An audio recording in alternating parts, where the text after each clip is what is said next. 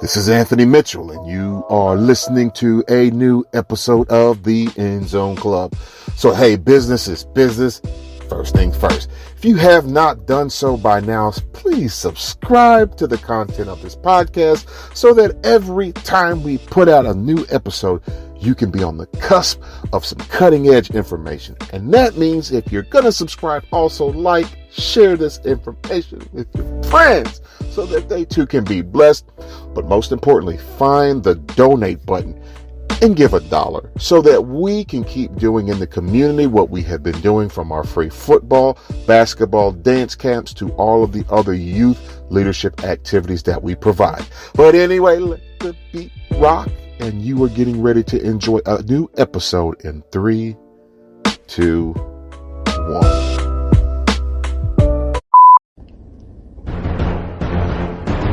Just like that, we're back with another edition of the End Zone Club. And I got to say, what's happening, everybody? This is your host, Anthony Mitchell. And if you took the time to notice, we got some new cover art. We got some new podcast cover art. Now, I don't know if this attests to the fact that I'm getting older, but I'm finding little things that maybe to you may not seem to be much, but for me, a sense of progress is being made on this horizon. So all clear. Anyway, guys, I just wanted to pop back up because this is a very powerful weekend. First of all, today is Juneteenth. If you don't know what Juneteenth is, I encourage you to Google it. Google it, please, because it tells me you don't have any black friends. No, I'm kidding.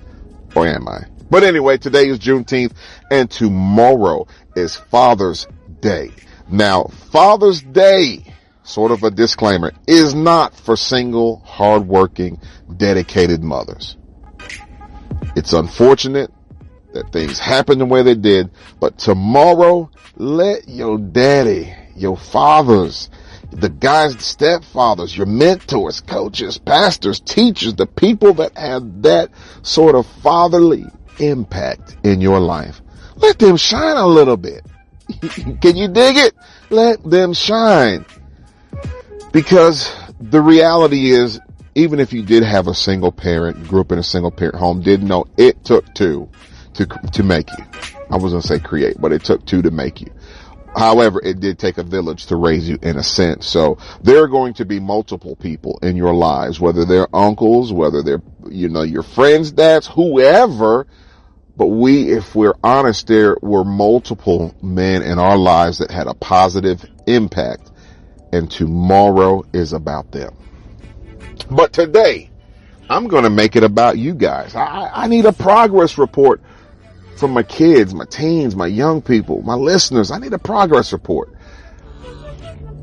One of the reasons I like to always just get feedback from my people is because I like to know, are we talking about relevant things that you guys can relate with? And one of the topics I always seem to encounter when talking with parents or older people, or just even being an observation, doing what I do, and I work in schools, is it seems to me that maybe where we're losing in the trenches is really more with our young men than it is with our young women. Let me give you an example. I sometimes watch young women sports, play basketball. Prime example. And it seems like the young women from a young age play with so much more passion, so much more attention to detail, so much more sense for the name that's on the front of their jerseys than their counterparts. Sometimes I'll see our young men, whereas that young woman, she's going to jump in the crowd and make the play, or she's going to play lights out defense from one of the court to the next, and she's going to congratulate her teammates and these sorts of things. Sometimes young men, I'm noticing in this area that we have more of a sense of ego. Maybe we're playing for the pride of self. Maybe we're playing for the recognition that comes with being a star, but we sometimes may not put in the same effort. So I've noticed in some capacity, it seems like, especially with our young men, we're losing something in the trenches where we can't even sometimes approach them and coaching them the same way we do the young ladies. I've noticed I've got, for example, young cousins that'll come to me and ask me for advice. Hey, what can I do to get better? Or, what do you think about this situation? And they'll bring up various topics, some that, I'm shaking my head. I'm like, man, have we gotten this comfortable and we could talk about this so openly? And then, they want this communication that's pretty open and honest. And then when I talk to my young men, it's like sometimes I have to be on eggshells because maybe we're not able to handle certain conversations the same way. So I'm seeing this, and it just brings me back to this reality. We as mentors, we as leaders, we as coaches, we have to be determined that we're here for the long haul. I was thinking back just this morning, back when I was in high school, I hit this spurt where I didn't want to go to college.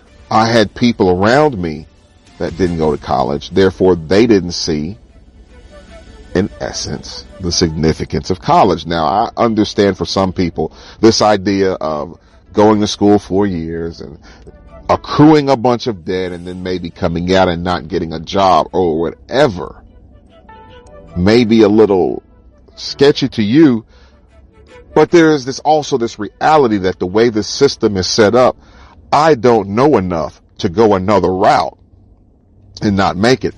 So I'm not saying that you have to go to school to be successful, but in my situation, God bless me, I should have been a straight A student, but I gave minimal effort and I still graduated with a 3.6. So because God had given me maybe an ability to push myself a little more academically, school was where I needed to be at. I needed to at least get a trade, get something that I could do in my hands that I could make some money off of. But at 15, you couldn't tell me anything different. So we had this program in our school called the Wheels of Learning program. And one of the opportunities that was attached to the marketing of this program through the NCCER was that there would be internship opportunities. Paid. Put that in air quotes or whatever, but it was a paid internship.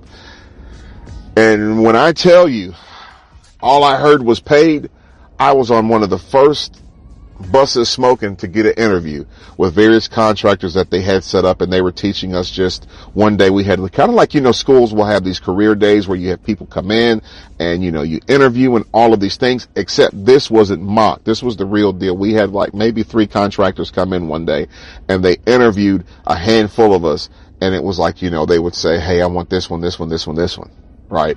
So before I did my interview, my teacher told me, hey man, I know you're shy, so I want you to go in there and force yourself to talk. Ask as many questions as you can think of. And true to form, the interview was long over, and I could see it in the guy's eyes. I had a cabinet maker that had just come here to the States from Germany. He was old school. He rolled his own cigarettes. He was just a very old school guy. He loved to have people that were seen and not heard. I was quite the contrary. So needless to say, through that interview, I didn't get hired. But the next guy that came in, I got feedback from the first interview, and I was like, okay, I'm going to be myself. Actually, as a kid growing up, I was very quiet, very shy. And, man, I got in that interview, was a little less loquacious, went through it, and then got to the end of the interview, and they're asking me, well, is that all you got? I didn't have much to say. Smile, was very respectful, but we got through the interview and they decided, hey, this is a young man that we would like to hire. Only question I did have was, how much are y'all paying? And at the time it was $6.50 an hour. Ironically, they were doing a demolition job at my high school and middle school, which was only maybe 10, 15 minutes from where I live. So right off top, My instructor gives me like this sense of to do. Hey, when you go to work, make sure you're 15 minutes early on time. You be there, you be ready to go. I want you to beat the guys there every day and be consistent. If you're on time, you're late. So I'd done this every day for about a month and started noticing that when I got my check, I was short 50 cents an hour. Now I know some of y'all are listening and like $6 an hour. That's how long ago I went through high school. But long story short, I brought it up to my instructor because I didn't want to raise a fuss. A lot of these were hardened men I was working construction with. Some of them didn't have teeth. Some of them were, the typical run-of-the-mill construction worker. All right.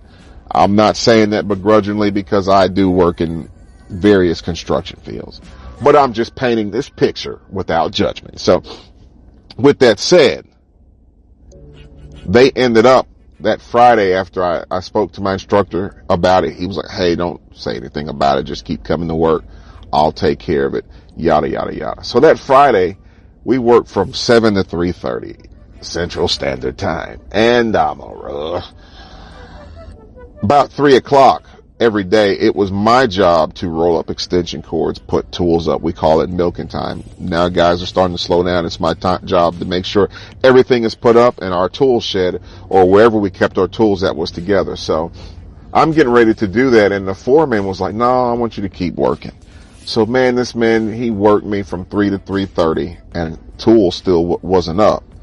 And, everybody was now kind of standing around smiling. I'm like, okay, what's going on? But anyway, long story short, he kind of embarrassed me. He jumped all over me.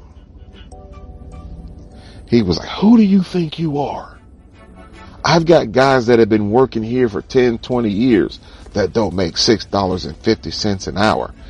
And he started with me on this song and dance about me not being worth $6.50 an hour. And I had friends in other cities making 14. And I started getting hot under the collar, but I realized that because I was part of this program that I represented something other than myself. So I'm going to fast forward the story because I'm running short on time.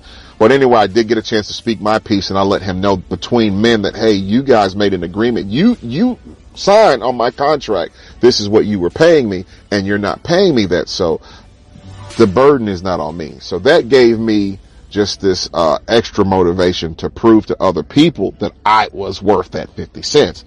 Went to my next job. They fired me over 50 cents an hour. Another place hired me and they paid me that extra 50 cents an hour. And I was at 15, 16 years old. I'm working just as hard as the men next to me. So I earned my keeps. It wasn't just like I was, you know what I mean? Just kind of hanging out and looking for a check. I earned my keeps at that age. So I had this on my mind as I'm working and I'm making money, almost $300 a week. Sometimes we worked a little overtime, make the numbers work in your mind. And I'm like, you know what? I'm not going to school. I'm not going to college. I'm making money now. All I'm going to do is just keep getting raises and making more money. But I didn't realize then there was a cap on the money. So long story short, I remember a lot of the guys on that crew, they were a lot more functional than the crew I had just come off of. And they would always tell me, young man, this is not a means to an end. You just work. But most importantly, don't be like us. A lot of us, we've been dedicated to this job for years. A lot of us are alcoholics. Now we have broken homes. We're always on the road. We're always traveling. We missed a lot of our kids' baseball games. A lot of these things. Don't be like us. But I was determined to prove them wrong. I wanted to show them that their investment in me was worth the while. But guys, I started noticing as we got from June into July and to beginning of August, it was 120 plus degrees on those roads and bridges. And after a while, that's what I was doing, roads and bridges. And man, some days we would be out there. I mean, sweating straight energy. I mean, that sweat was evaporating before it even got out your forehead. I was like, I see what these guys are saying. Me, I had always been this ambitious kind of person where I was 9, 10, 11, cutting neighbors' grass. I was picking weeds out their garden, chopping lumber, and all of these things. And as I got older, I played video games. I did watch TV, mainly SportsCenter, but I didn't love it, if that makes sense. I didn't have a whole lot of time to do those things. And now fast forwarding, I remember getting in college, working during the summer, and I got my first Xbox, and I promise you, it felt like my ambition began to change. I fell in love with Madden and 2K and Halo, several other games. And I had to reverse that trend in order to get where I am now. One of the reasons I bring that up, and I'm running short on time, is that because there are a lot of vices that are fighting young men, especially for your attention. But I wanted to bring all of this around, is never lose sight of why you're doing what you're doing and the opportunities it can afford. Whether you're a phenomenal athlete, whether you're a phenomenal student, whether you're a phenomenal teammate, whatever you're great at, start honing in that direction and give less energy to TV, less energy to video games, less energy to exterior things, and start working on your character. Start working on how you deal with people, how you enunciate your words. Prepare yourself for success. And with that said, I've got 10 seconds, so I got to end right here, guys. But this is another edition of the End Zone Club. Stay tuned for part 2.